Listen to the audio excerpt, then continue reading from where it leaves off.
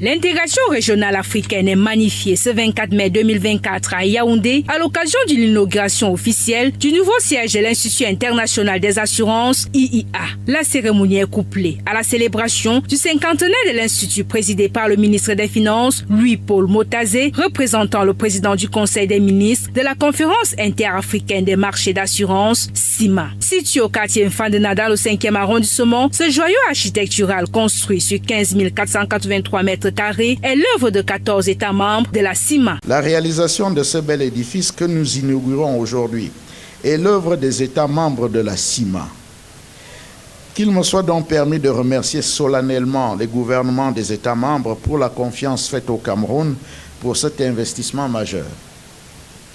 Je voudrais à cet effet joindre ma voix à celle des autorités ici présentes et au nom des pays membres de la CIMA pour féliciter tous ceux qui ont contribué à l'atteinte de ce résultat éclatant. Créé en 1972 à Yamoussoukro, en Côte d'Ivoire, l'IIA, pionnier de la formation des cadres d'assurance en Afrique noire francophone, continue de se positionner comme un pôle par excellence. Une fierté pour les industries des assurances. À côté de ces actions, l'IIA entretient des partenariats, notamment avec l'Institut des sciences financières et d'assurance de Lyon, dans le cadre de la formation du cycle de master actuariat.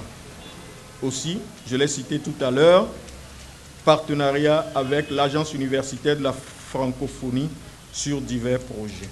Des acquis à préserver, rappelle Louis-Paul Motazé au regard des attentes. Nous attendons de l'IIA la réalisation des projets phares qu'il s'est lui-même assigné, à savoir l'adoption d'une véritable démarche qualité, la mise en œuvre de son plan stratégique de développement et l'ouverture d'un cycle de recherche pour traiter des thématiques pertinentes qui permettront de révolutionner l'assurance dans la zone dont le taux de pénétration, faut-il le rappeler, demeure faible. Prenant la parole, le président du conseil d'administration, Issouf Traoré, appelle au soutien du conseil des ministres en vue de l'atteinte des objectifs fixés par l'IIA.